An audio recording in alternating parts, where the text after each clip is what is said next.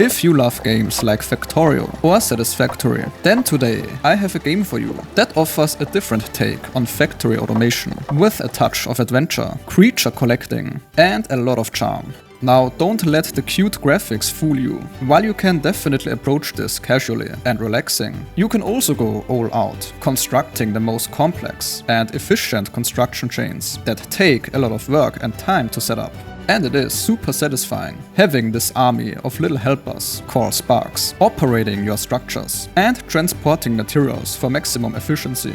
I've played around 6 hours so far and think it's a very solid game despite its early access status, because the game already incorporates many important quality of life features, stuff like quick transfer, sort inventory, fast travel, etc. It's all there, and that's always nice to have. Generally, I haven't really found any significant bugs while playing this as well.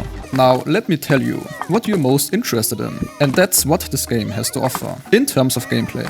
First and foremost, the game offers decent character creation, nothing groundbreaking, but it is better than most other games that fall into this genre. In the beginning, you are introduced to the game's story, which is decent and is directly tied to the progression in this game. The gist of it is that this village, that also acts as the central hub in the game, where many important NPCs are at home, is surrounded by these mystical ancient ruins that are said to have special powers. Nobody had a clue what they were all this time. But then, something hit the village, and you found a weird metal object that wrapped itself around your stuff, and you suddenly had the ability to uncover these secrets. So you will soon find out that these ancient machines can produce tiny little creatures called Sparks. The NPCs in the village are astounded by your discovery and want to help you maximize their potential and ultimately fully understand these Sparks and the purpose of their existence. You can craft these Sparks and then use them to either gather resources, assist you in combat, or you can directly assign them to production buildings. You also use the lower, cheaper Sparks to craft more advanced Sparks. They are the main working force in your base, and I have to say,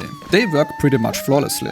Coding them might be easier than in Palworld, but I haven't encountered any issues with them that I very much had in Palworld, like them not doing their tasks, game-breaking pathing issues, etc. There are many different Sparks, I believe around 10, but I will mostly show you the first few hours of the game, because finding those Sparks is part of the fun.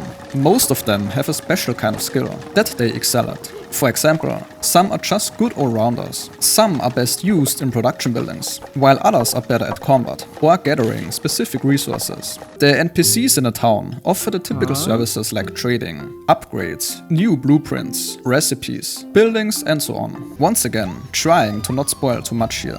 Most of the quests are fetching quests or simple tasks, but I don't think that's an issue in this type of game.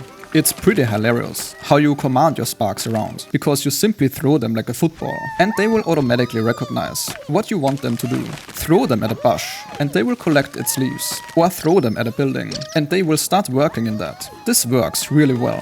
Absolutely no issues for me so far. There are no traditional conveyor belts, because your Sparks are your conveyor belts. You have to pay great attention to how you design your base, because your Sparks will only walk on the right side of the path. You can add stuff like splitters and intersections to make this more refined, and thanks to the editing tool, you can easily move stuff around. The game world itself is procedurally generated and is pretty big in size. Combat is present, but it's pretty minimal, mostly involving your Sparks bumping into creatures to collect special resources. This aspect seems more like a natural consequence of resource gathering, rather than a fully fleshed out combat system. But since the game is in early access, there is a good chance that there's more to come in the future. What can I say? Another great, refreshing and kinda unique indie game with a lot of passion and dedication involved. Definitely worth checking out if you're into these types of games, especially since it's offering a rather unique take on the genre. Drop a like if this was helpful, and I'll see you next time.